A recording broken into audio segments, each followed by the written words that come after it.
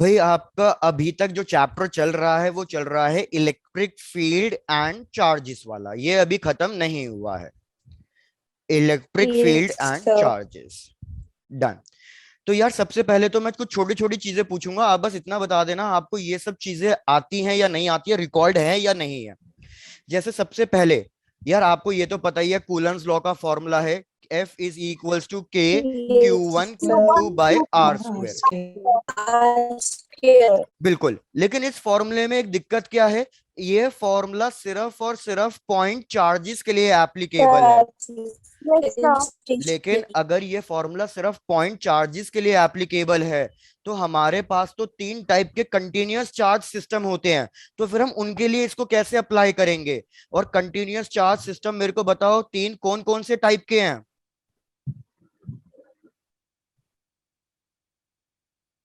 भैया continuous charge system हमारे पास तीन टाइप के होते हैं। एक होता है linear charge system. Linear charge system का Yes, मतलब है कि sir. चार्ज, बिल्कुल आकाश, कि चार्ज पूरी एक लीनियर ऑब्जेक्ट पे फैला हुआ है। तो लीनियर चार्ज सिस्टम के लिए हम क्या करते हैं, इसको डिनोट करते हैं लैम्डा से। लैम्डा का फॉर्मूला क्या होता है, Lambda total charge by total length, Q upon या फिर D Q upon D L. DL. Very good. इसको एक मिनट, अब आप बोलना मत, पहले मेरे को बोलने दो। इस लीनियर वाले को हम किधर अप्लाई करेंगे, यार हमें ये भी तो पता होना चाहिए कौन कौन से केस में अप्लाई करना है।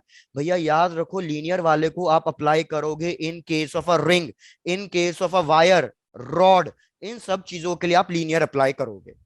वेरस दूसरा होता है हमारे पास surface charge density. Okay. Surface charge density को सिग्मा से, Sigma.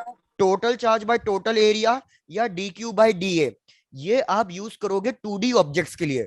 2D ऑब्जेक्ट्स हम कौन कौन से पढ़ेंगे, भैया 2D ऑब्जेक्ट्स हम पढ़ेंगे disc and sheet, plane sheet, यहां पे अप्लाई करेंगे। फिर तीसरा होता है volume charge Both density. you. Volume charge density को हम डिनोट करते हैं रो से, Row. That is q by v, और d q by d v. ये यूजली हम अप्लाई करेंगे अपने 3D ऑब्जेक्ट्स के लिए। 3D ऑब्जेक्ट्स हम कौन कौन से पढ़ेंगे, भैया 3D ऑब्जेक्ट्स वैसे तो हम सिर्फ पढ़ेंगे अबाउट स्फेयर, सिर्फ स्फीयर के बारे में पढ़ेंगे। बाकी आप इसको अप्लाई कर सकते हो सिलेंडर के लिए, क्यूब्स के लिए, अलग अलग चीजों के लिए अप्लाई कर सकते हो। Done.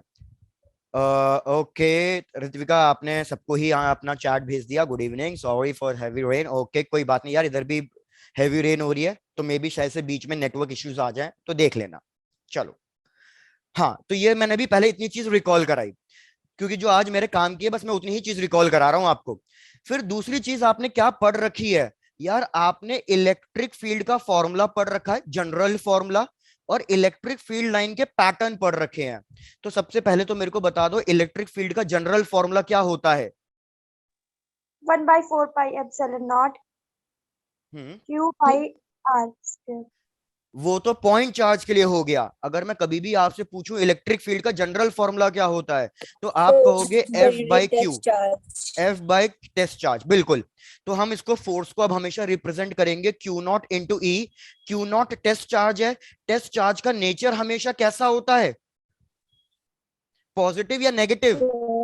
Unit positive. Very good, test charge का नेचर हमेशा पॉजिटिव होता है। ये लो प्रीवियस स्लाइड नोट डाउन कर लो, किसी बच्चे ने बोला है नोट डाउन नहीं करें, तनिष्का कर लो। डन। भैया देखो कोई जल्दी नहीं है, आपको समझ में आ जाना चाहिए चैप्टर, चाहे से थोड़ा सा लेट हो जाए मुझे कोई दिक्कत नहीं होगी, मैं देख लूंगा, मैनेज कर लूंगा, समझ में अच्छे से आना चाहिए।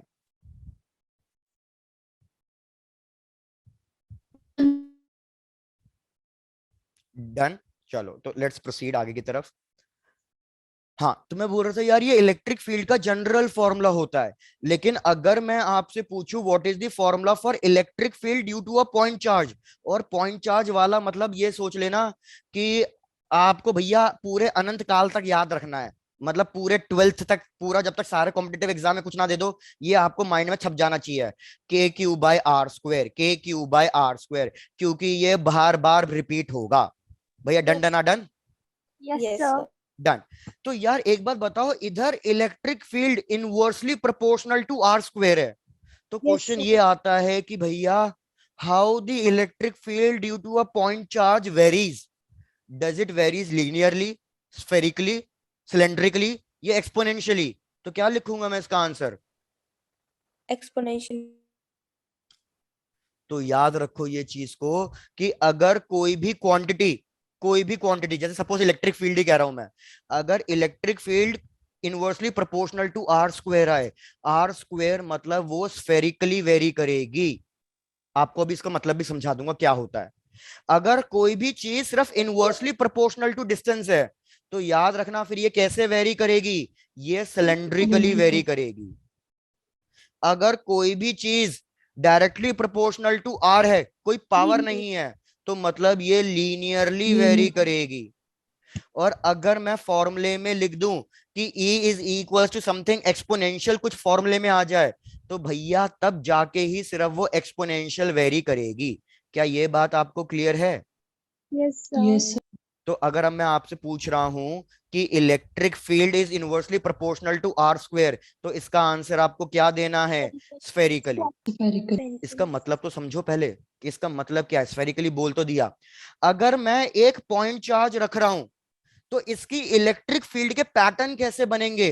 भैया इस पॉइंट चार्ज को बिल्कुल आप रे ऑप्टिक्स के एक बल्ब की तरह समझ सकते हो। इस बल्ब से जो लाइट रेज निकलेगी वो कौन कौन सी डायरेक्शन में निकलेगी? Sir. अगर मैं बीच In में एक all बल्ब ग्लो कर देता directions. हूं, Directions. वो हर एक डायरेक्शन में निकलेगी रेडियल आउटवर्ड्स। तो इसकी वजह से जो इलेक्ट्रिक फील्ड बनती है वो हर एक डायरेक्शन में निकलती है। जैसे बॉल की स्पाइक्स हर एक डायरेक्शन में निकल रही है, लेफ्ट राइट आगे पीछे ऊपर नीचे हर एक डायरेक्शन में।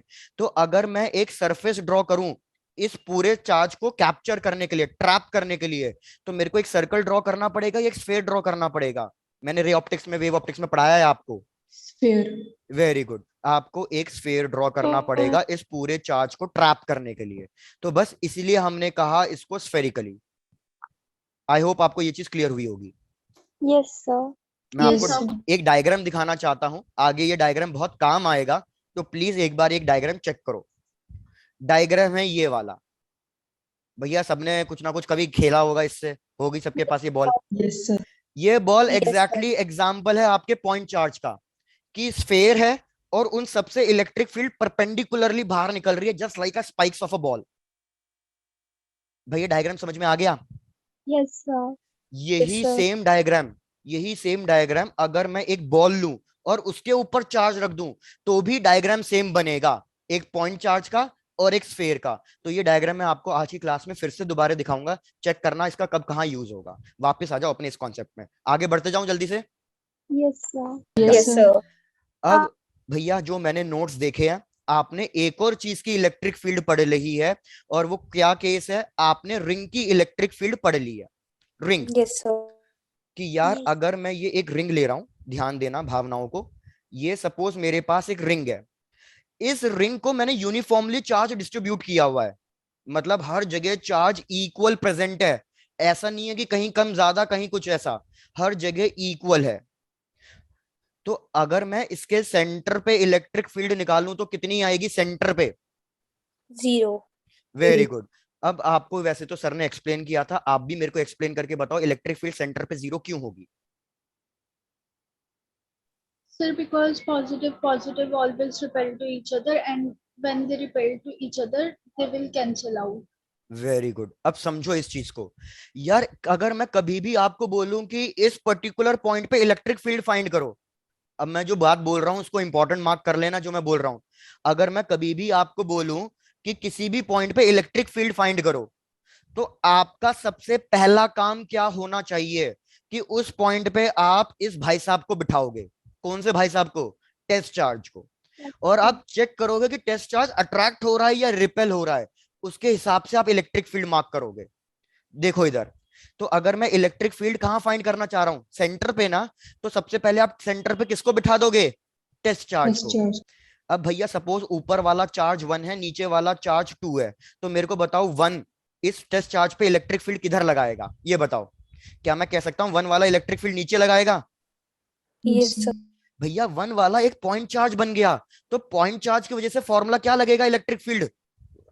भैया K Q Q divided R by जो भी ये Q रेडियस R होगा, square. R square. सिमिलरली अब जो ये नीचे वाला चार्ज 2 है, ये इस टेस्ट चार्ज पे फोर्स किधर लगा रहा होगा? इलेक्ट्रिक फील्ड किधर लगा रहा होगा? भैया ऊपर की तरफ।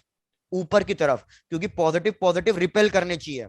यार मैंने देखा ये दोनों electric field equal and opposite आ रही है, इक्वल भी आ रही है। क्यों? क्योंकि E2 की वैल्यू भी कितनी होगी, k cube by are square.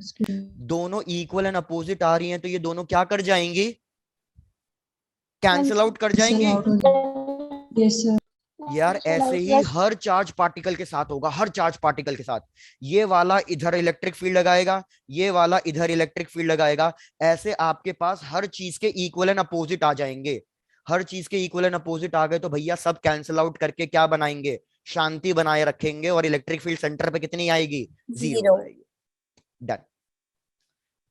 किसी के लिए ये रिपीट तो नहीं करना, यहां तक सबको क्लियर था? Yes, Yes. sir. Done yes sir. Yes, sir.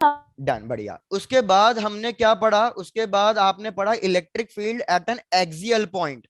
यार एक्सियल पॉइंट के लिए इंपॉर्टेंट है, इस पे मैं आपको भर भर के क्वेश्चन कराने वाला हूं। तो एक्सियल पॉइंट के लिए फॉर्मूला याद कराओ कि एक्सियल पॉइंट के लिए क्या है फॉर्मूला।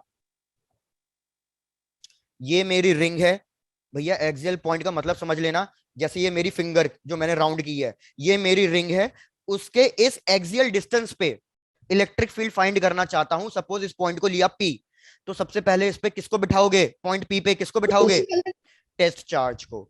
तो भैया टेस्ट चार्ज को बिठाया, तो मेरे को बताओ कि भैया इलेक्ट्रिक फील्ड का फॉर्मूला क्या आएगा, जल्दी से। q into x upon x square plus r square raised to power 3/2। Very good.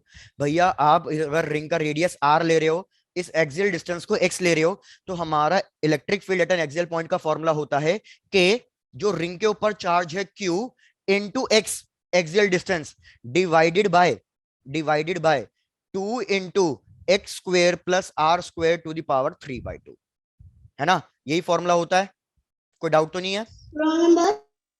Done. अब इसमें आपने स्पेशल केसेस कर रखे हैं। कौन से स्पेशल केसेस कर रखे हैं कि यार अगर मैं x की वैल्यू बहुत बड़ी ले लूं r से, तो उस केस में हमारे पास आंसर क्या आ जाएगा, उस केस में हमारे पास answer k cube by are square आएगा।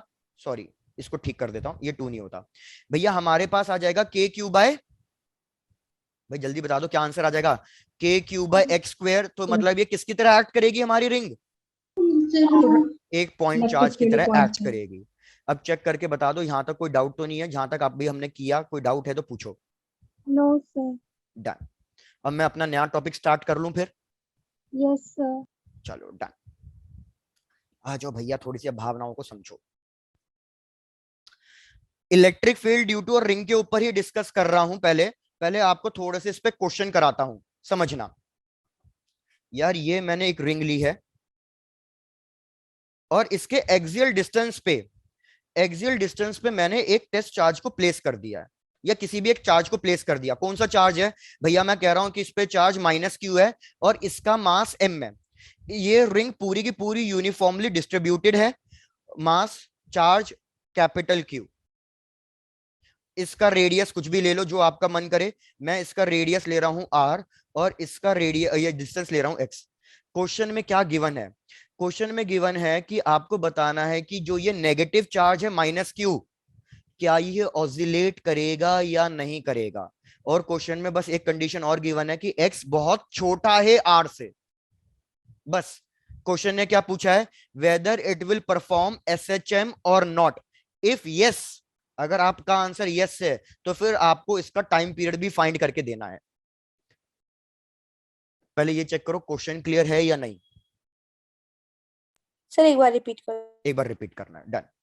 देखो क्वेश्चन क्या है, सिंपल सा, कि ये मेरी रिंग पूरी की पूरी पॉजिटिव चार्ज है, यहां पे मैंने नेगेटिव चार्ज रखा, ठीक है। तो आपको बताना है कि ये पार्टिकल SHM करेगा या नहीं करेगा। SHM का मतलब क्या होता है, ऐसे टू एंड फ्रो। क्या मेरा चार्ज पार्टिकल ऐसे टू एंड फ्रो करेगा या नहीं करेगा। अगर करेगा तो भैया फिर इसका एक टाइम पीरियड होगा ऑसिलेशन का, तो मेरे को वो टाइम पीरियड बताना है। क्वेश्चन क्लियर हुआ Bharti? Yes sir. Done. Explain करना चालू करूं? चलो भैया मैं एक्सप्लेन करना चालू कर रहा हूं। थोड़ा सा डिफिकल्ट लगेगा ये क्वेश्चन समझने में स्टार्टिंग में, उसके बाद आपको मजा आएगा। चलो भाई इधर देखो भैया, 11th का आपको कुछ याद नहीं होगा तो पहले थोड़ा सा 11th का याद दिलाता हूं। SHM का मतलब होता था to and fro motion along a straight line.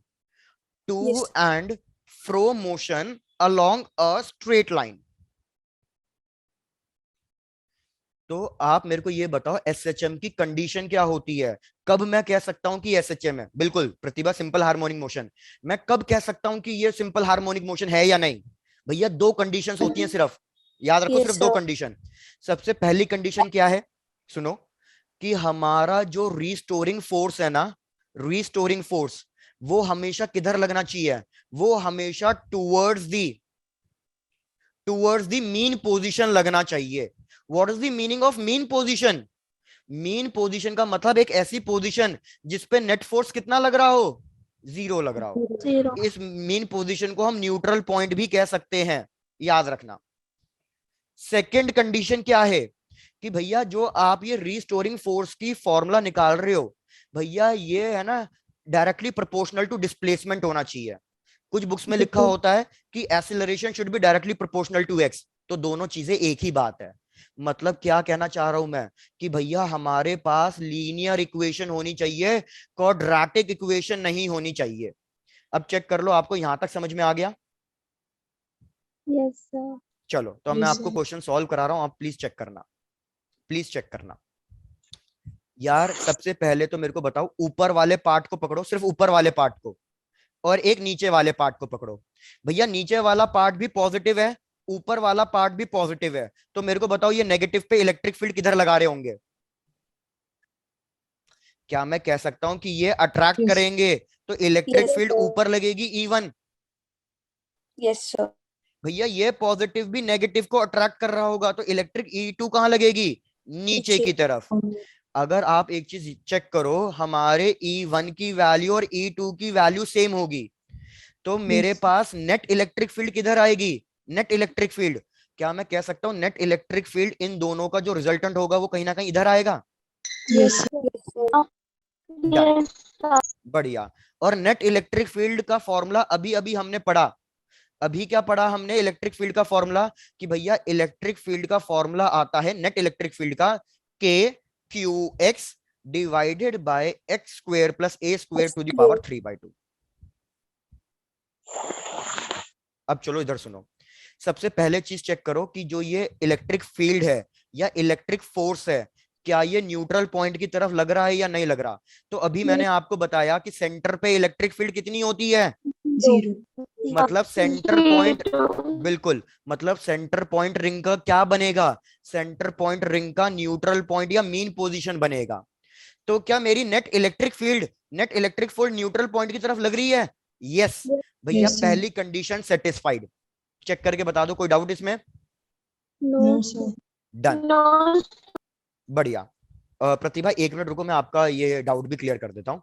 तो भैया हमारी पहली कंडीशन तो क्लियर हो गई है, आप यहाँ पे लिख लो पहली कंडीशन क्या है? Electric field is acting towards the neutral point, acting towards the neutral point. First condition is satisfied.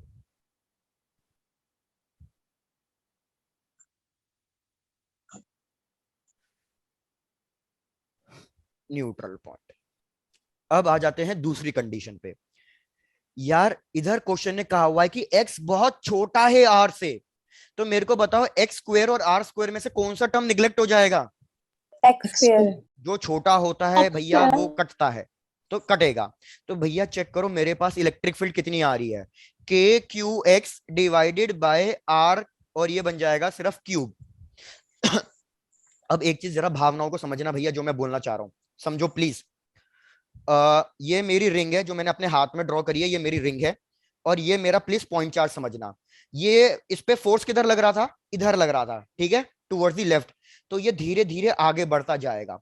तो जब ये आगे बढ़ता जा रहा है, इधर मेरे पास फॉर्मूले में के है, क्यू है, एक्स है और आर क्यूब है। मेरे को बताओ जैसे जैसे चार्ज बढ़ता जाएगा लेफ्ट में, कौन कौन सी वैल्यू चेंज होगी और कौन कौन सी वैल्यू कांस्टेंट रहेगी?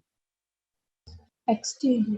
एक्सचेंज होगा। भाई के कांस्टेंट, के की वैल्यू चेंज नहीं होगी, रिंग का चार्ज भी चेंज नहीं होगा, रिंग का रेडियस भी चेंज नहीं होगा, सॉरी, एक्स की वैल्यू चेंज होगी। तो क्या मैं कह सकता हूं कि ये तीनों के तीनों टर्म कांस्टेंट हैं? Yes, sir. इसको Yes. किसी एक छोटे कांस्टेंट से रिप्लेस कर दो। इसको भैया लिख दो कि इलेक्ट्रिक फील्ड हमारे पास आ रही है कोई कांस्टेंट के इनटू एक्स। तो मेरे को चेक करके बताओ क्या मेरा फोर्स इलेक्ट्रिक फील्ड एक्स के प्रोपोर्शनल आया या नहीं आया? Yes, sir. Yes, sir. Linear equation है, देखो कोई पावर नहीं है, तो हमारी सेकंड कंडीशन भी सेटिस्फाइड हो गई। तो मैं अपना आंसर क्या लिखूं कि इट विल परफॉर्म एसएचएम या नहीं? Yes, it Yes, will sir. Perform Yes. SHM. Done. अब प्रतिभा आपके डाउट पे आ जाते हैं। आपने कहा sir acceleration is directly proportional to displacement but in opposite side. Yes, true है। रिस्टोरिंग फोर्स का फॉर्मूला होता है F equals to minus K X, जहां पे माइनस का साइन का मतलब ही यही है कि अगर आप अपने पार्टिकल को इधर लेके जा रहे हो तो उस पर फोर्स इधर लगेगा। तो हो भी तो यही रहा है, मेरा पार्टिकल रिंग से दूर है और वो अपने रिंग के पास बुला रही है, मतलब माइनस साइन क्या इंडिकेट करता है कि force should be Opposite. Acting towards the neutral point, Opposite. Towards the neutral point. Away from the displacement मत कहो, away from the displacement word भी करेक्ट है। अरे पहले मेरी बात तो सुन लो। नेगेटिव साइन का मतलब अवे फ्रॉम द डिस्प्लेसमेंट, ये बात सही है, लेकिन ज्यादा एग्जैक्ट वर्ड क्या होगा? नेगेटिव साइन का मतलब है कि it should act towards the neutral point. तो इधर टुवर्ड्स द न्यूट्रल पॉइंट आ रहा है, तो नेगेटिव साइन को लिखो या मत Yes, लिखो, sir. कोई दिक्कत नहीं है। अब मैं टाइम पीरियड निकाल के दे दूं आपको। Yes, sir. Yes, sir. Done भैया। टाइम पीरियड का फॉर्मूला होता है 2 pi root of mass, Root जो K कोई चीज four. ऑसिलेट कर रही हो। तो इधर कौन सी चीज एसएचएम कर रही है? चार्ज, और उसका मास मैंने आपको दिया हुआ है, डिवाइडेड बाय कांस्टेंट। तो इधर कांस्टेंट K. की वैल्यू क्या थी? के cube by capital R cube. तो मैं टाइम पीरियड लिखूंगा 2 पाई रूट, कौन सा मास ऑसिलेट कर रहा है? स्मॉल एम, और ये कांस्टेंट था कैपिटल के क्यूब बाय आर क्यूब। आप चाहे तो कैपिटल के का फॉर्मूला सब्स्टिट्यूट कर सकते हो, आपको पता ही होगा क्या फॉर्मूला होता है, 1/4 पाई एप्सिलॉन नॉट। Epsilon naught. ये है फाइनल आंसर। प्लीज चेक करके बता दो ये क्वेश्चन क्लियर है या नहीं। अब मैं आपको वो क्वेश्चन बताता हूं Yes, जो sir. एग्जाम में आया हुआ है। एक तो ये आया हुआ है और एक और बताता हूं। Previous slide, sir. Previous slide ये लो, इससे पहले वाली भी। No, sir. Done.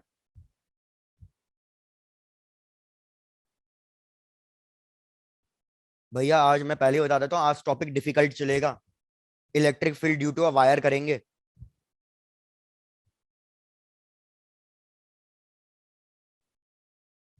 Done, sir. Done, चलो बढ़िया। ये भी लिख लिया है, Yes, sir. चलो Yes, डन। sir. क्वेश्चन देखो, 2 क्वेश्चन दे रहा हूं, ट्राई करना।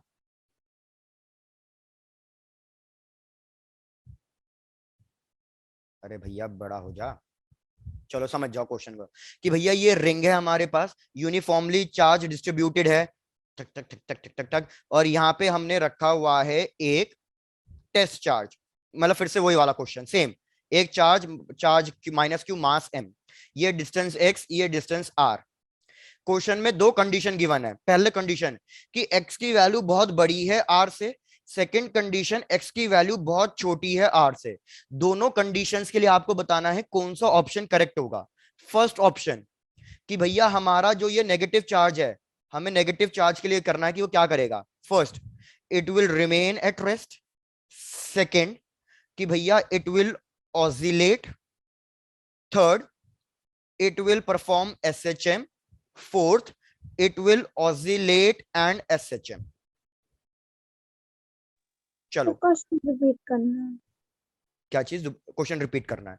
क्वेश्चन देखो वही है जो अभी हमने सॉल्व किया, कि एक रिंग है, यूनिफॉर्मली डिस्ट्रीब्यूटेड चार्ज है, इस पे चार्ज ले लो कैपिटल क्यू, इसके आगे मैंने एक चार्ज रख दिया एक्सियल पॉइंट पे, चार्ज की वैल्यू कितनी है? माइनस क्यू, मास कितना है? एम। हमारे पास एक्सियल डिस्टेंस कितना गिवन है? एक्स। रेडियस कितना गिवन है? आर। क्वेश्चन में सपोज पहले ये वाली कंडीशन गिवन है, सपोज सेकंड कंडीशन को भूल जाओ, ये वाली कंडीशन गिवन है, तो आपको फर्स्ट वाले इस कंडीशन के हिसाब से बताना है कौन सा ऑप्शन करेक्ट होगा। कि चार्ज रेस्ट पे है, ऑसिलेट करेगा, एसएचएम करेगा, या ऑसिलेट और एसएचएम दोनों करेगा।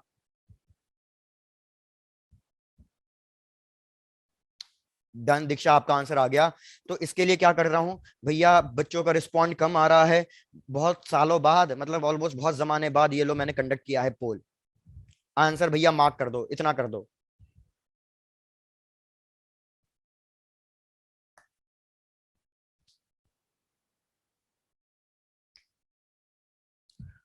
और मैं आपको एक चीज बताता हूँ, बस मैं आज की क्लास थोड़ी स्लो चलाऊंगा क्योंकि ये वाला टॉपिक मेरे साथ पहली बार है। नेक्स्ट क्लास में स्लो नहीं चलूंगा मैं। डन। रुक जा दीक्षा, बस अभी तो आधी स्ट्रेंथ ने ही आंसर दिया है, आधी से भी कम, 47% ने ही आंसर दिया है सिर्फ। भाई थोड़ा जल्दी, क्विक।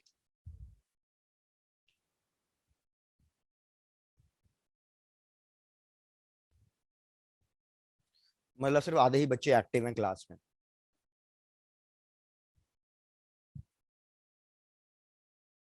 चलो डन। भैया रिजल्ट दिखा देता हूं आपको, ऑलमोस्ट सबका सेम रिजल्ट चल रहा है, 22%, 17, 35, 26। चलो तो मैं आपको बताता हूं क्या होगा। यार एक बात बताओ, इधर क्या एक्स बहुत छोटा है या बहुत बड़ा है? से बड़ा। बड़ा बहुत एक्स बड़ा है। बहुत बड़ा है। तो जब एक्स बहुत बड़ा है तो अब की बार इस वाले फॉर्मूले में कौन सा R टर्म मिल कटेगा? गया। आर कटेगा। R तो square। के क्यूब बाय एक्स स्क्वेयर आ रहा है। अब इस Yes sir। फॉर्मूले में कांस्टेंट कौन सा बचा? सिर्फ के और क्यू। के एक्स की Q। वैल्यू तो चेंज होगी। तो यार अब की बार देखो, मैं यहां पे लिख रहा हूं, आप समझना, अगर कोई डाउट हो तो पूछ लेना। जब मैं ये कंडीशन यूज करूंगा तो जो मेरा इलेक्ट्रिक फील्ड होगा वो inversely proportional to x square आ रहा है, पावर आ रही है। तो क्या ये लीनियर इक्वेशन है या क्वाड्रेटिक इक्वेशन है? क्वाड्रेटिक। क्वाड्रेटिक ये क्वाड्रेटिक इक्वेशन है, ऊपर से डायरेक्टली प्रोपोर्शनल भी नहीं है। तो भैया ये याद रखना, ये एसएचएम नहीं करेगा। क्या ये बात समझ में आई आपको? Yes sir. Yes sir। Done. तो उस केस में एक चीज याद रखना, ये सिर्फ ऑसिलेट करेगा। ऑसिलेट तो करेगा। अब आप पूछोगे सर ऑसिलेट क्यों करेगा? अरे भैया इलेक्ट्रिक फील्ड मार्क करोगे तो नेट इलेक्ट्रिक फील्ड किधर आएगी? नेट इलेक्ट्रिक फील्ड हमारी टुवर्ड्स द न्यूट्रल पॉइंट आएगी। तो पहली कंडीशन तो सेटिस्फाई हो रही है कि हमारा जो फोर्स है वो रिस्टोरिंग फोर्स है, वो टुवर्ड्स द मीन पोजीशन लग रहा है। जब सिर्फ पहली कंडीशन सेटिस्फाइड हो तो हम कहेंगे कि भैया पार्टिकल सिर्फ और सिर्फ ऑसिलेट कर रहा है। क्या ये चीज समझ में आ गई आपको? Yes sir. Yes sir done. तो करेक्ट ऑप्शन क्या होगा फर्स्ट वाले के केस में? फर्स्ट वाले के केस में correct option will B oscillate. लेकिन अब जैसे ही मैं आपको ये कह देता हूं सेकंड कंडीशन कि भैया डिस्टेंस बहुत छोटा है, तो भैया इस क्वेश्चन में बहुत ध्यान से पढ़ना। ये क्वेश्चन दोनों बार आया हुआ है, एक बार पहले कंडीशन के साथ आया हुआ है, एक बार दूसरी कंडीशन के साथ आया हुआ है। बच्चे ने क्वेश्चन पढ़ा ही नहीं और अंधाधुन मार्क कर दिया। जब सेकंड कंडीशन आ जाए कि डिस्प्लेसमेंट बहुत छोटा है, तो मैंने देखा कि मेरी electric field proportional to x आ रही है, तो अब ये क्या करेगा? एसएचएम करेगा। तो अब मैं कौन सा ऑप्शन मार्क करूं? Fourth Option। Fourth। तो तो याद रखना फोर्थ ऑप्शन मार्क होगा। फोर्थ ऑप्शन मार्क क्यों होगा? क्योंकि भैया ये चीज याद रखना कि हमारे पास टोटल होते हैं, एक होता है जिसको कहते हैं हम टाइम पीरियड वाला, मतलब सर्कुलर मोशन, फिर उसका कैटेगरी आता है ऑसिलेटरी मोशन, और उसके बाद हमारे पास आता है भैया एक एसएचएम। मतलब यहां पे लिख रहा हूं, चेक करना। हमारे पास पीरियोडिक मोशन का मतलब क्या होता है? कि किसी का मोशन बार बार रिपीट हो रहा है। पीरियोडिक मोशन का स्पेशल केस क्या है? Oscillatory motion. Oscillation। और ऑसिलेशन का स्पेशल केस क्या है? एसएचएम। SHM। तो याद रखना, अगर कोई चीज एसएचएम कर रही है तो मतलब वो ऑसिलेट कर ही रही होगी। लेकिन अगर कोई चीज ऑसिलेट कर रही है तो क्या वो एसएचएम कर रही होगी? नहीं, जरूरी नहीं है। सिमिलरली अगर कोई चीज ऑसिलेट कर रही है तो मतलब भैया वो पीरियोडिक Periodic मोशन तो है ही है। होगी। लेकिन क्या हर एक पीरियोडिक मोशन ऑसिलेशन है? नहीं। नहीं। तो याद रखना, इसलिए इधर करेक्ट ऑप्शन क्या होगा? अगर वो एसएचएम कर रहा है तो ऑसिलेट तो कर ही रहा होगा। Correct option will be option D. Check करते जाओ, कोई डाउट तो नहीं है। तो मैं पहले के लिए आंसर लिख रहा हूं। फर्स्ट वाले के लिए आंसर है हमारे पास ऑप्शन बी, सेकंड वाले के लिए करेक्ट ऑप्शन है ऑप्शन डी।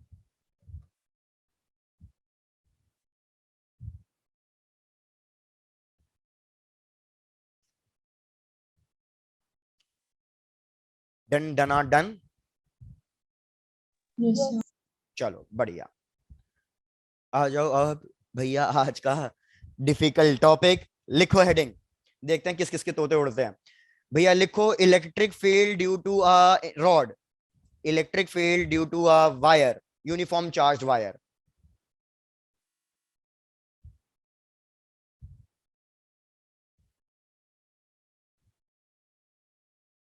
चलो बिल्कुल Pratibha, same, every SHM is a periodic motion but all periodic motion are not SHM. बिल्कुल सही। ये लो गायत्री प्रीवियस स्लाइड।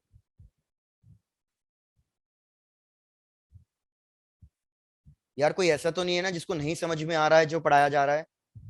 नहीं आ रहा हो तो भैया बता देना। सही बात है ऋतिका, लाइक इट। चलो डन, आ जाओ भैया, हेडिंग लिखो और समझो कहानी को क्या हो रहा है। सबसे पहले तो आपको डायग्राम इमेजिन करना है।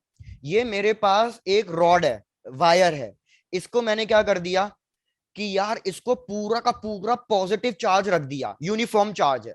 इसका चार्ज मान लो Q, इसकी लेंथ अभी फिलहाल के लिए कुछ भी मान लो L, और इसकी चार्ज डेंसिटी होगी लैम्डा। तो सबसे पहले तो आप मेरे को बताओ इसका इलेक्ट्रिक फील्ड पैटर्न कैसा बनेगा, तभी आप चीजों को समझ पाओगे। सिलेंड्रिकल। भाई वेरी गुड। तो इसको इमेजिन करने का तरीका क्या है कि इसका इलेक्ट्रिक फील्ड पैटर्न कैसा बनता है। भैया आ जाओ डायग्राम पे, एग्जैक्टली ये डायग्राम है, ये जो मैंने हेयर रोलर कॉम दिखाया हुआ है कि भैया बीच में एक स्टिक है, वो पूरी की पूरी चार्ज है। इससे इलेक्ट्रिक फील्ड कैसे निकलेगी, हर डायरेक्शन में चारों तरफ निकलेगी पैरेलल। दो इलेक्ट्रिक फील्ड आपस में इंटरसेक्ट नहीं करेगी, क्योंकि पॉजिटिव पॉजिटिव सबकी इलेक्ट्रिक फील्ड रिपेल करेगी। तो ये बिल्कुल स्ट्रेट इलेक्ट्रिक फील्ड लाइंस बनेंगी, लेकिन चारों तरफ बनेंगी। तो ये एक तरीके का कैसा डायग्राम बनेगा, ये एक सिलेंड्रिकल डायग्राम बनेगा। क्या आपको ये डायग्राम इमेजिन हुआ है? Yes sir. Yes, तो ये sir. जो ब्लू कलर की स्टिक है, इसको मान लो कि ये वायर है जिसको मैंने पॉजिटिवली चार्ज किया, और जो इसके ब्लैक कलर के ब्रशेस निकल रहे हैं, समझ जाना कि भैया ये इसकी इलेक्ट्रिक फील्ड है जो चारों तरफ फैल रही है। तो ये डायग्राम बनेगा सिलेंड्रिकल। मैंने अभी अभी आपको बताया कि अगर सिलेंड्रिकल वेरी करती है इलेक्ट्रिक फील्ड, तो इलेक्ट्रिक फील्ड के फॉर्मूले में बस क्या आना चाहिए, electric field should be inversely proportional to R. To radian. तो एक तो ये चीज याद रखना कि जो मेरे पास फाइनल आंसर आना चाहिए उसमें इनवर्सली प्रोपोर्शनल टू आर आना चाहिए। अगर नहीं आ रहा हो तो समझ लेना भैया मतलब हमने कहीं ना कहीं गलती कर दी है। Done. Yes, yes sir. Sir. चलो अब यार थोड़ा सा डिफिकल्ट है, लेकिन आप एक बार मेरे साथ साथ समझने की कोशिश करना। आई ट्राई माई बेस्ट कि आपको समझा सकूं, क्योंकि ये चैप्टर की सबसे डिफिकल्ट डेरिवेशन में से एक है। यार मैं ना इस पॉइंट पे फाइंड करना चाहता हूं इलेक्ट्रिक फील्ड। तो मैंने अभी आपको मेथड बताया, सबसे पहले इस पॉइंट पे क्या प्लेस करोगे, test charge. Test charge Q naught. अब क्या करना है यार, ये तो एक कंटिन्यूअस चार्ज सिस्टम हो गया, मैं कूलम्स लॉ तो नहीं लगा सकता। तो इसका तरीका क्या होता है भैया, इसका तरीका होता है, प्रतिभा हाँ मैं बिल्कुल डरा रहा हूं क्योंकि जो फैक्ट है वो फैक्ट है। तो मैं क्या करूंगा, सबसे पहले एक छोटा सा एलिमेंट्री पार्ट लूंगा। एलिमेंट्री पार्ट लेने से क्या बेनिफिट होगा, एलिमेंट्री पार्ट लेने से ये बेनिफिट होगा कि ये इस पे चार्ज कितना आ जाएगा, dq, और dq का मतलब क्या हो गया कि ये एक पॉइंट चार्ज में कन्वर्ट हो गया। कोई doubt? No, no sir. Sir. भैया लेकिन ये सेंटर पॉइंट से, ये सेंटर पॉइंट से कितना ऊपर है ये भी तो देखो। तो मैं कह रहा हूं कि ये सेंटर पॉइंट से ऊपर है y डिस्टेंस पे, y डिस्टेंस पे। तो मेरे को बताओ इसकी लेंथ कितनी लिखूं मैं, dl लिखूं या dy लिखूं? dy. वेरी गुड, dy, क्योंकि y के ऊपर हल्का सा एलिमेंट आया है। तो y के ऊपर आया है तो मतलब ये dy होगा। सेम चीज नीचे कर दो, सेम चीज नीचे, सेम डिस्टेंस पे। भैया नीचे सेम डिस्टेंस लो y, यहाँ पे एक छोटा सा एलिमेंट्री पार्ट लो। इस एलिमेंट्री पार्ट की वैल्यू हो जाएगी चार्ज dq, और इसकी लेंथ dy हो जाएगी। अब चेक करो कि ये इलेक्ट्रिक फील्ड इस टेस्ट चार्ज पे किधर लगा रहा होगा। तो भैया अगर मैं डायग्राम ड्रॉ करूं, ये इलेक्ट्रिक फील्ड इसको रिपेल कर रही होगी, ये इलेक्ट्रिक फील्ड को लिख दो DE। फिर ये इलेक्ट्रिक फील्ड भी क्या कर रही होगी, रिपेल कर रही होगी, क्या हो जाएगा ये भी DE। अब क्या करना है, इस ऊपर वाली DE को दो पार्ट्स में स्प्लिट कर दो, दो पार्ट्स में स्प्लिट कर दो। सपोज ये यहाँ पे कोई ना कोई एंगल बना रहे हैं थीटा, तो भैया नीचे भी कितना एंगल बनेगा, थीटा। Theta. ऊपर और नीचे दोनों जगह एंगल सेम क्यों बनेंगे, पहले तो ये चीज क्लियर करो मेरे को। सर क्योंकि दोनों ही रिपेल कर रही हैं और दोनों ही सेम ट्रायंगल्स। नहीं आकाश, आपका डिस्टेंस, आपका आपका मतलब आंसर सही है, क्योंकि दोनों को मैंने सेम डिस्टेंस पे लिया है एलिमेंट्री पार्ट को, इसलिए इसलिए एंगल की वैल्यू सेम बनेगी। अगर सपोज मैं ऊपर लेता किसी एक डिस्टेंस 10 सेंटीमीटर पे और नीचे वाले को लेता at a distance of 2 centimetre पे, फिर दोनों अलग अलग एंगल बनाती। क्या ये बात क्लियर है आपको? Yes sir. डन। अब मैं क्या कर रहा हूं, ध्यान देना थोड़ा सा। मैं क्या कर रहा हूं, इस इलेक्ट्रिक फील्ड को दो पार्ट्स में स्प्लिट कर रहा हूं, दो पार्ट्स में स्प्लिट कर दिया। अगर मैंने दो पार्ट्स में स्प्लिट कर दिया तो जो हमारा ये वाला एंगल है या ये वाला एंगल है वो हमारा कौन से एंगल के बराबर बनेगा? भैया ये वाला एंगल बराबर बन जाएगा वर्टिकली अपोजिट एंगल, ये और ये। Yes, sir. तो ये वाला कंपोनेंट क्या बनेगा? DE cos थीटा, और ये वाला कंपोनेंट क्या बनेगा? DE sin theta. DE sin नीचे वाली इलेक्ट्रिक फील्ड को भी स्प्लिट कर दो। तो नीचे वाली इलेक्ट्रिक फील्ड को भी स्प्लिट करूंगा तो ऐसे दो कंपोनेंट्स टूटेंगे, एक इधर भी एंगल थीटा बनेगा तो ये बनेगा DE cos थीटा और नीचे आएगा DE sin थीटा। अब यहां तक चेक करके बता दो पहले डायग्राम बिल्कुल क्लियर है या नहीं? yes sir Yes, sir. Yes, sir. Please आप पहले डायग्राम को कंप्लीट करें।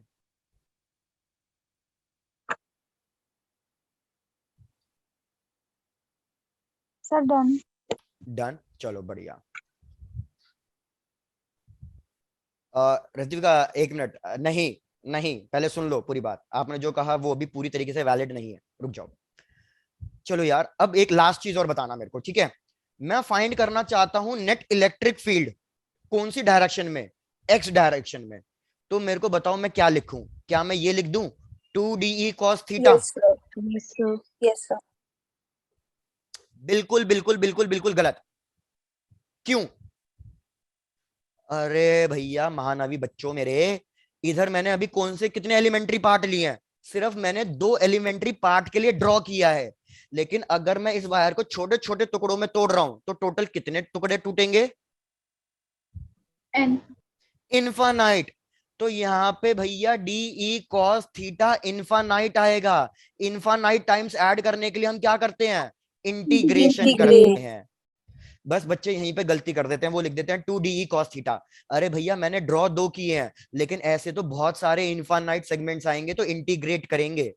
सिमिलरली मेरे को एक चीज बता दो, अगर मैं E नेट फाइंड करना चाहता हूं y डायरेक्शन में तो मेरे को DE cos थीटा लिखना DE sin थीटा लिखना पड़ेगा। क्या मैं DE sin थीटा इन दोनों को काट दूं या इसको इंटीग्रेशन करके सॉल्व करूं? Sir, cancel. sir cancel कर अब मेरी बात सुनो, इधर मैक्सिमम लोगों का आंसर है कैंसिल आउट करना, मेरा आंसर भी है कैंसिल आउट करना, लेकिन आंसर सही भी है गलत भी है, कैसे उसको समझो। डन।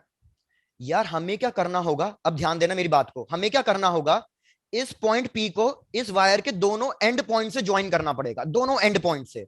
तो मैंने इस वायर को दोनों एंड पॉइंट से ज्वाइन कर दिया। बस ये लास्ट चीज है जो आपको समझनी है, उसके बाद डेरिवेशन डिफिकल्ट नहीं है। तनिष्का एक मिनट रुक जाओ प्लीज। अब मैं क्या कह रहा हूं, अगर ऊपर वाला डिस्टेंस अलग है और नीचे वाला डिस्टेंस अलग है तो क्या ये दोनों एंगल्स सेम आएंगे या अलग अलग आएंगे? अलग अलग अलग अलग अगर ये दोनों अलग-अलग। एंगल्स अलग अलग आएंगे ना तो याद रखो साइन थीटा कटेंगे नहीं, कैंसल आउट नहीं होंगे। क्यों? सुनो उसकी बात। सपोज मैं कह रहा हूं कि नीचे वाला लेंथ बड़ा है, इसको थोड़ा सा इस डायग्राम को इस तरीके से ड्रॉ कर देता हूं कि सपोज नीचे वाली लेंथ बहुत बड़ी है।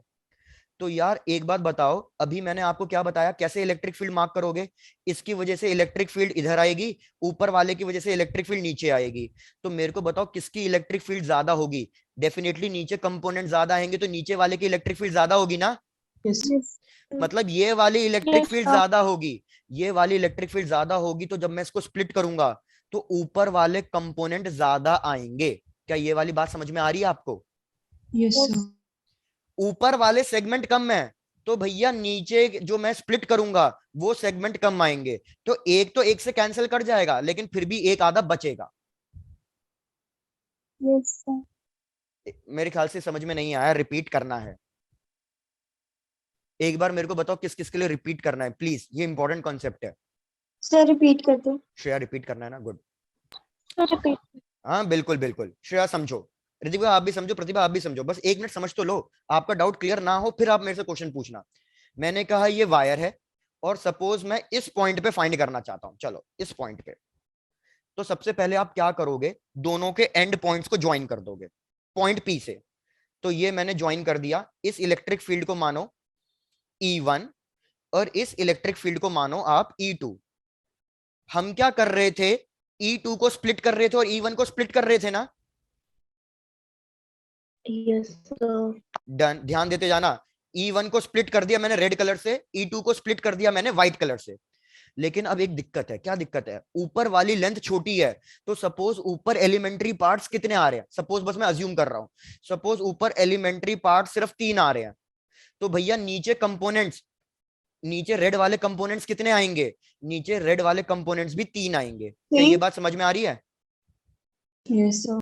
लेकिन अब नीचे क्या हो रहा है, नीचे तो कंपोनेंट कम से कम 10 हैं, तो मेरे को बताओ ऐसे ऊपर कितने कंपोनेंट व्हाइट कलर के ड्रॉ कर दूंगा मैं, 10। 10. तो मेरे को बताओ क्या सारे कैंसिल आउट हो जाएंगे व्हाइट और रेड? नहीं ना, No, sir. कुछ ना कुछ तो बचेंगे। Yes, sir. तो वही चीज मैं इधर समझा रहा हूं कि जब तक हमारा ऊपर वाला एंगल और नीचे वाला एंगल दोनों एंगल सेम ना हो तब तक साइन थीटा नहीं कटेंगे। भैया डन है ये वाली बात? Yes, sir. Yes, Yes, sir. sir. तो 1 मिनट रुको, ऐप क्रैश कर गई है, मैं फिर से ओपन करता हूं, 1 minute please.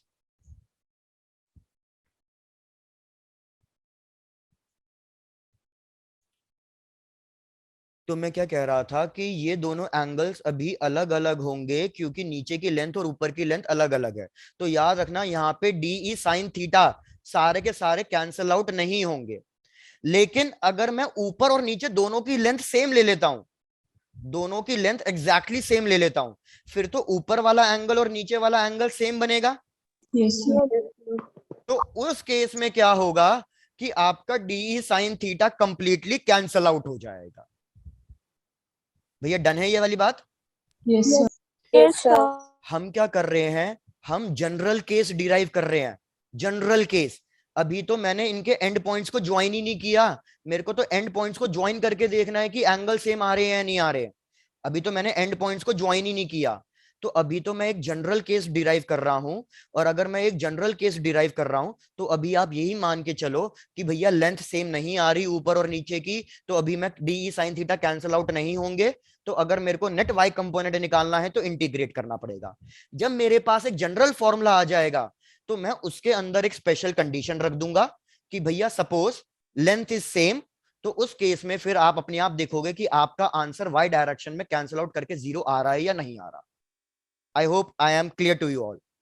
Yes, sir. Yes, Yes, sir. sir. चलो तो छपाई शुरू कर दो यहां तक, अब एक एक करके आगे बढ़ते हैं। Done, sir.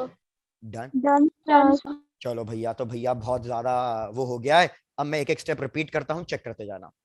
क्या ये वाला डायग्राम इरेज कर दूं, इसका कोई काम नहीं है? Yes, Done. sir. Yes, sir. चलो आओ समझो।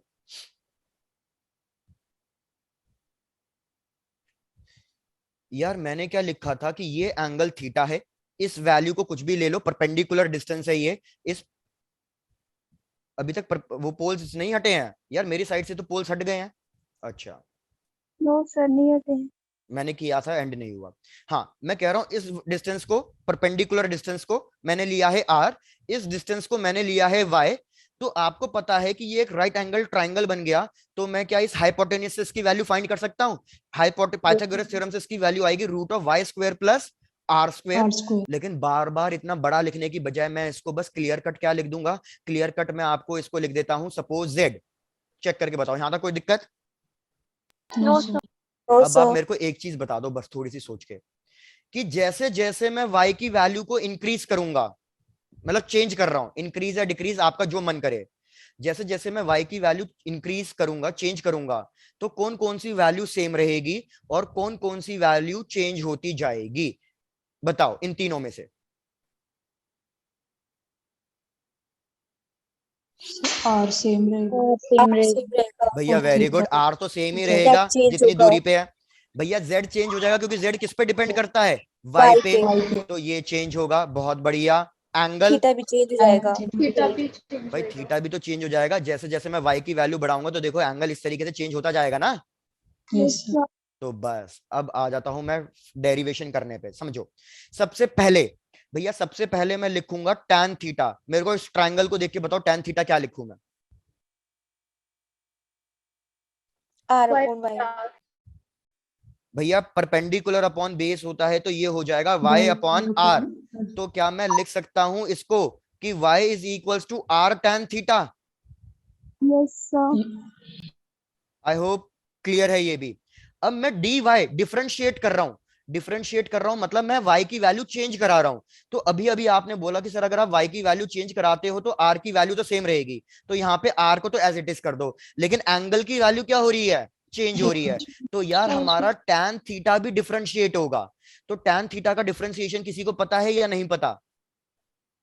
नहीं पता। भैया tan थीटा का डिफरेंशिएशन होता है secant square theta into D theta. तो मेरे को बताओ कि बस यहां तक एक फॉर्मूला यहां तक नोट डाउन कर लो पहले, मैं आपको एक एक स्टेप एक एक करके समझाता हूं, नहीं तो आप कंफ्यूज हो जाओगे। यहां तक और चेक कर लो।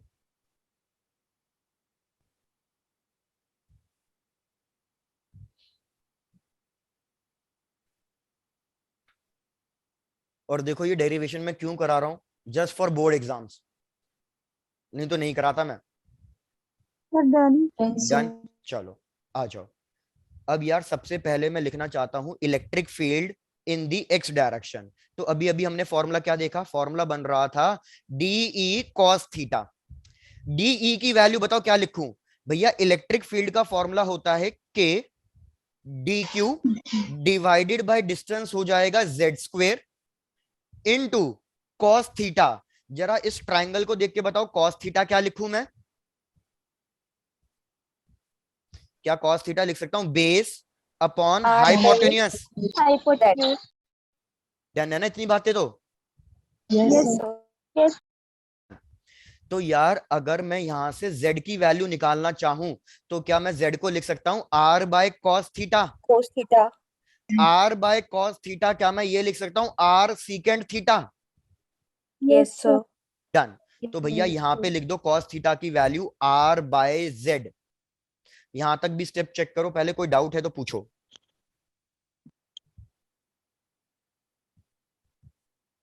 आई होप नो डाउट।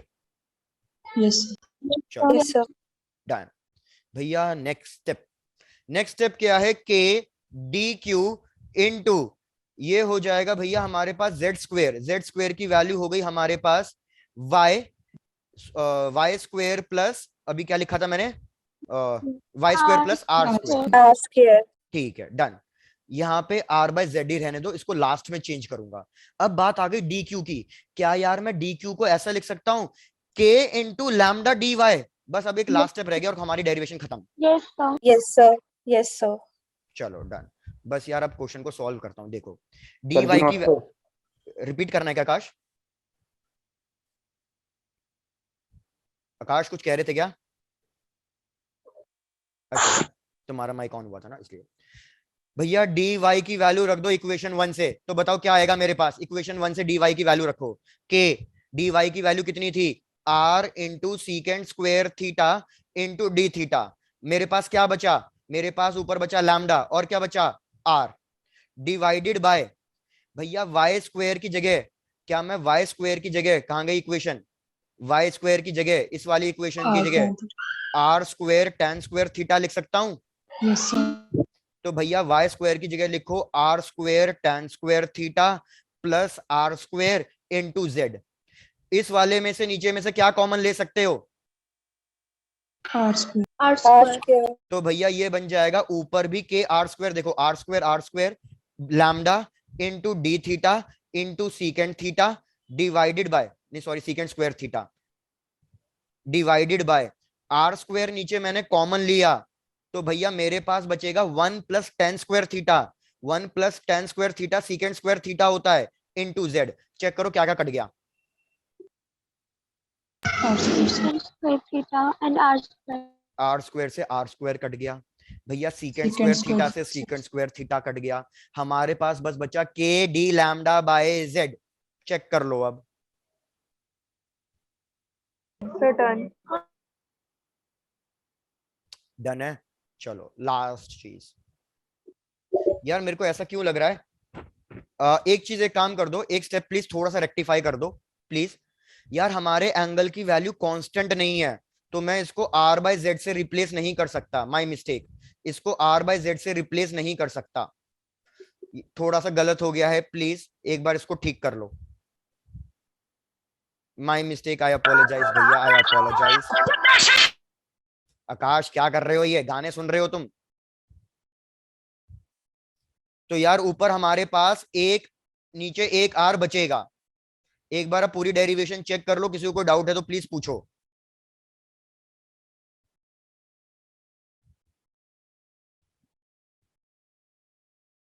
अच्छा ठीक है,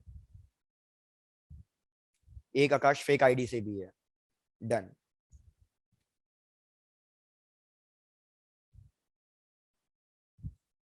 यार एक बार सब स्टेप्स चेक करके बताओ, यहां तक कोई डाउट तो नहीं है? जो गलती मैंने करी वो समझ में आ गई है? Done. Yes, sir. Yes, okay. sir, done. आकाश एक बार यार आप अपना नाम चेंज कर लो, ताकि जो दूसरी आईडी है मैं उसको हटा दूं, रिमूव कर दूं।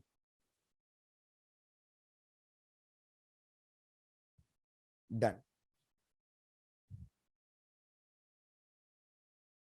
चलो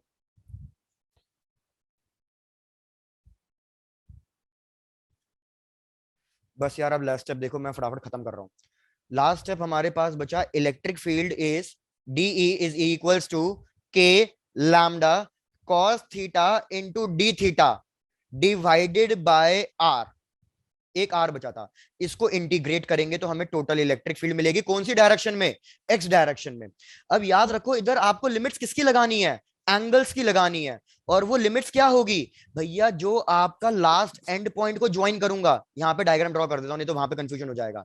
कि भैया ये आपकी एक वायर थी, इस पॉइंट पे आपको इलेक्ट्रिक फील्ड फाइंड करनी है। लिमिट्स लगाओगे कि भैया जो आपके एंड ज्वाइन करने पे एंगल्स आ रहे हैं, तो नीचे वाला एंगल आ रहा है θ1 और ऊपर वाला एंगल आ रहा है θ2। तो मैं लिमिट्स क्या लगाऊं? θ1 से लेकर, θ1 to θ2. लेकिन θ1 नीचे आ रहा है तो ये नेगेटिव में होगा, θ2 ऊपर अबव दी एक्सिस आ रहा है तो ये पॉजिटिव में होगा। Yes, यार जब sir. इसको इंटीग्रेट करेंगे, मैं फाइनल आंसर लिख रहा हूं, आप फाइनल आंसर याद रखना। E x is equals to k lambda by r into sine θ1 plus sine θ2। बस ये फॉर्मूला आपको याद रखना है। लेकिन ये किस चीज का फॉर्मूला होगा? ये इलेक्ट्रिक फील्ड इन दी एक्स डायरेक्शन का होगा। सिमिलरली मैं क्या करूंगा, जब मेरे को इलेक्ट्रिक फील्ड वाई डायरेक्शन में निकालना होगा तो मैं डी ई साइन थीटा को इंटीग्रेट करूंगा माइनस θ1 से लेके θ2 तक। तो भैया ई वाई में फाइनल आंसर क्या आएगा? ये फाइनल आंसर भी आप डायरेक्टली याद रख लो कि भैया फाइनल आंसर आएगा हमारे sir pass k lambda by r into cos θ2 minus cos θ1. Very good, बहुत बढ़िया। ये दो फॉर्मूले आपको याद रखने हैं ई एक्स और ई वाई के लिए। अब देखो मैं स्पेशल केस से सारी चीजें प्रूव कर दूंगा जो जो आपके डाउट्स थे। थोड़ा सा जल्दी कंप्लीट कर लो बिकॉज हार्डली 15 मिनट्स रह गए हैं, तो आज कम से कम हम ये डेरिवेशन कंप्लीट कर लें। Done, sir. Done. Yes, sir. चलो Yes, आओ sir. समझो। अब यार सपोज सबसे पहला स्पेशल केस, सबसे पहला केस है कि इस वायर को मैं इनफानाइट वायर मान रहा हूं। और याद रखना आपके एग्जाम में सबसे ज्यादा इनफानाइट वायर ही आता है, तो इनफानाइट वायर आपको याद हो जाना चाहिए। अगर ये मैं एक इनफानाइट वायर ले रहा हूं तो इसका मतलब क्या है कि भैया चाहे मैं इस पे कहीं पे भी कोई लेंथ ले लूं, ऊपर वाली लेंथ और नीचे वाली लेंथ हमेशा क्या आएगी? ऊपर वाली लेंथ और नीचे वाली लेंथ हमेशा सेम आएगी, है ना? Yes, sir. अब मेरे को बताओ इसमें θ1 और θ2 की वैल्यू कितनी कितनी लिखूं? चलो ये बताओ। θ1 का मतलब है कि इस पॉइंट P को एंड पॉइंट पे ज्वाइन करना है। इनफाइनाइट वायर है तो क्या कोई एंड पॉइंट होगा? No, No, sir. sir. Infinite point. तो So भैया that's why ये angle 90-degree angle. Very good, 90. तो ये एंगल बन जाएगा 90 डिग्री। सिमिलरली ऊपर भी इसका कोई एंड पॉइंट नहीं है तो भैया ये भी क्या बन जाएगी? 90 डिग्री 90 बन डिग्री। जाएगा। तो भैया θ1 और θ2 की वैल्यू जरा 90 रखो और मेरे को बताओ ई एक्स कितना आ रहा है? ये याद रखना है आपको। ई एक्स की वैल्यू अगर आप सॉल्व करोगे तो आएगा 2k 2k lambda lambda by bye r. Are. Very good. या फिर कुछ बुक्स में इसको इस तरीके से लिखा हुआ है, चेक करो, lambda divided by 2 pi epsilon naught R. बस मैंने Yes, के की sir. वैल्यू रख दी है। ई वाई कैलकुलेट करो, ई वाई कितना आएगा? ई वाई अगर Zero. आप कैलकुलेट करोगे तो जीरो आएगा because cos 90 zero cos 90 zero. तो देखो मैंने प्रूफ कर तो दिया कि जब भी ऊपर वाली लेंथ और नीचे वाली लेंथ सेम होगी तो साइन थीटा वाले कंपोनेंट कैंसिल हो जाएंगे और ई वाई कितना आएगा? Zero Zero. आएगा। Zero. बिल्कुल।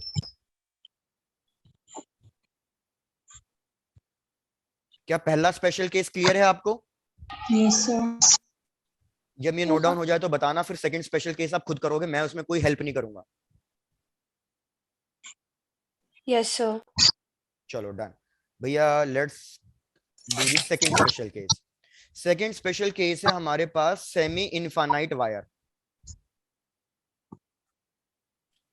सेमी इनफाइनाइट वायर का मतलब होता है एक जगह से तो एंड पॉइंट है, लेकिन एक जगह से क्या है, वो इनफाइनाइट है। तो मेरे को बताओ भैया, इस पॉइंट पी पे अब इलेक्ट्रिक फील्ड कितनी लिखूं, और एक्स और वाई दोनों आएगी या एक ही आएगी? तनिष्का एक मिनट, आपको प्रीवियस स्लाइड शो करता हूं पहले, ये लो।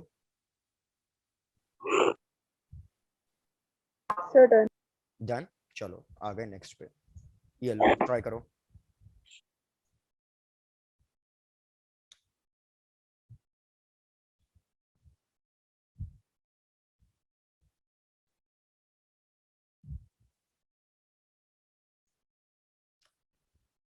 तो यार अगर आप एक चीज देखो, सबसे पहले इसमें θ1 की वैल्यू कितनी होगी, नीचे कोई एंगल बन ही नहीं रहा, तो θ1 कितना? 0. Very good. θ2 कितना? 90. 90, क्योंकि ऊपर कोई एंड पॉइंट नहीं है ज्वाइन करने के लिए, तो भैया θ2 बन जाएगा हमारे पास 90। 90 degree. तो यार इसमें अगर आप ई एक्स कैलकुलेट करोगे तो उसकी वैल्यू आएगी के लैम्डा बाय आर, मतलब ये हो जाएगा lambda divided by 4 pi epsilon naught R. E Y calculate करोगे तो उसकी वैल्यू भी सेम आ रही है, अगर आप कैलकुलेट करके देखो तो ये चीज Yes, मैं sir, आपको because cos 0 is 1. क्या चीज दोबारा रिपीट? Done. Sir, cos 0 जो आएगा वो 1 आएगा. हाँ वेरी गुड। अब इधर मैं अगर इलेक्ट्रिक फील्ड मार्क करूं तो आपको समझाता हूं हो क्या रहा है। भैया एक एलिमेंट की वजह से इलेक्ट्रिक फील्ड इधर आएगी, तो एक इसका एक्स कंपोनेंट भी आएगा, वाई कंपोनेंट भी आएगा, और अब की बार ऊपर वाई कंपोनेंट कैंसिल करने के लिए कोई नहीं है, इसलिए दोनों की वैल्यूज आएगी। लेकिन मेरे को एक बात बताओ, ई एक्स और ई वाई कौन कौन सी डायरेक्शन में आ रहे हैं? एक चीज ये सोचो, क्योंकि ये आगे काम की होगी। ई वाई आ रहा है राइट साइड, तो आप यहाँ पे लिख दो प्लस आई कैप, क्योंकि ये राइट साइड आ रहा है। लेकिन ई वाई कहाँ आ रहा है? डाउनवर्ड्स, तो डाउनवर्ड्स के लिए हम क्या लिखते हैं? माइनस जे कैप। Minus. तो अब मैं जब भी आपसे इलेक्ट्रिक फील्ड पूछूं ना, वैल्यू के साथ साथ उसकी डायरेक्शन भी बताना, क्योंकि अब उसकी डायरेक्शन इंपॉर्टेंट है। Yes, sir. डन।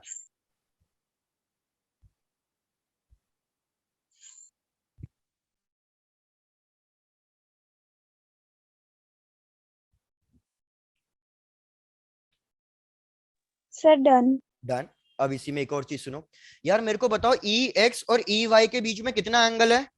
90 तो यार मैं ई नेट कैलकुलेट कर सकता हूं। ई नेट का फॉर्मूला लगेगा E x square plus E y square, E x square plus E y square, क्योंकि इन दोनों के बीच में एंगल 90 डिग्री है, तो बाकी सारी चीजें कट हो जाएगी। A square plus b square plus 2ab cos theta. तो जब आप इसको कैलकुलेट करोगे ना, तो आपके पास फाइनल आंसर याद रखना 2√2 k लैम्डा बाय आर आएगा। ये चीज याद रखना, नहीं सॉरी, √2 टाइम्स आएगा, माय मिस्टेक, √2 टाइम्स आएगा। क्यों? क्योंकि ये मैंने आपको पढ़ाया है, आपको याद हो कि जब दो वेक्टर क्वांटिटीज इक्वल होती है, इधर भी ए इधर भी ए, और उनके बीच में एंगल 90 डिग्री होता है, तो रिजल्टेंट कितना आता है? √2 टाइम्स आता है। तो इधर भी तो वही है, इलेक्ट्रिक फील्ड दोनों सेम आ रही है और दोनों के बीच में एंगल 90 है, तो √2 टाइम्स आएगा।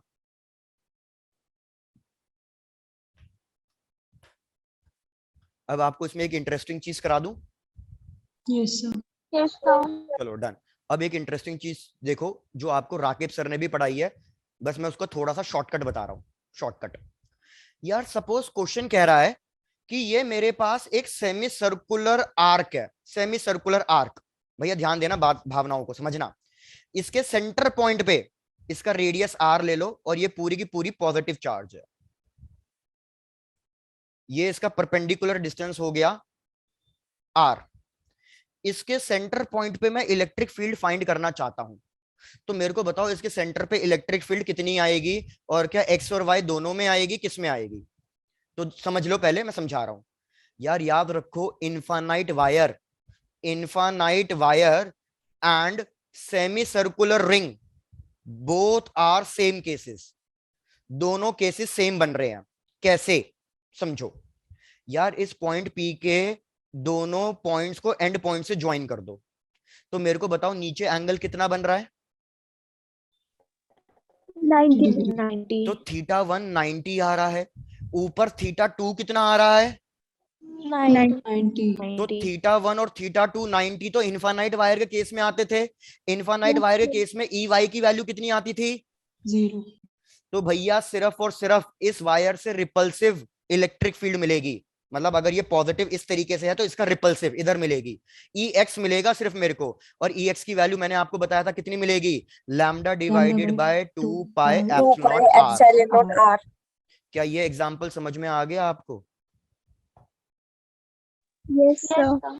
ये राकिब सर ने आपको लास्ट क्लास का लास्ट क्वेश्चन कराया था, ये सेमी सर्कुलर वायर के लिए इलेक्ट्रिक फील्ड फाइंड करने का, तो lambda divided by 2 pi epsilon R, क्योंकि लिमिट्स हमारे पास सेम आ रही है एंगल्स की। सिमिलरली इसी का दूसरा कर डालो और आज क्लास को एंड करते हैं हम। दूसरा मैं क्या कह रहा हूं, quadrant part of the ring, quadrant part 1/4 part of the ring, quarter part of the ring मतलब, तो अगर मैं एक quarter part of the ring कह रहा हूं तो मेरे को बताओ ये किस चीज का एग्जाम्पल बनेगा भैया, इसमें नीचे एंगल कितना आ रहा है, नीचे तो कोई एंगल आ ही नहीं रहा, ऊपर कितना एंगल आ रहा है 90 भैया, थीटा 2 90, थीटा 1 0, ये किसी एक Zero. चीज का, ये किस चीज का एग्जाम्पल हुआ करता था, Semi infinite. Semi Semi infinite के infinite. लिए। तो सेमी इनफाइनाइट के लिए क्या होगा, ऊपर वाला पॉजिटिव एक इलेक्ट्रिक फील्ड नीचे लगाएगा जो ई वाई आएगी, ऊपर वाला पॉजिटिव एक पॉजिटिव, ये जो लेफ्ट साइड वाला है ये इधर इलेक्ट्रिक फील्ड लगाएगा ई एक्स, तो यार याद रखो अब की बार दो इलेक्ट्रिक फील्ड आएगी, ई एक्स आएगी, lambda divided by 4 pi epsilon naught R towards X direction, E Y भी आएगा, lambda divided by 4 pi epsilon naught R in minus J dash. और अगर क्वेश्चन आपसे ई नेट पूछ ले तो ई नेट का फॉर्मूला मैं कहां लिखूं, यहां लिख दूं थोड़ा सा ऊपर, ई नेट का formula √2 k lambda by R. R. Check कर लो आपको ये पूरा समझ में आ गया topic, Yes, sir. Yes, sir. Done, that's it for today भैया, किस्सा कहानियां खत्म।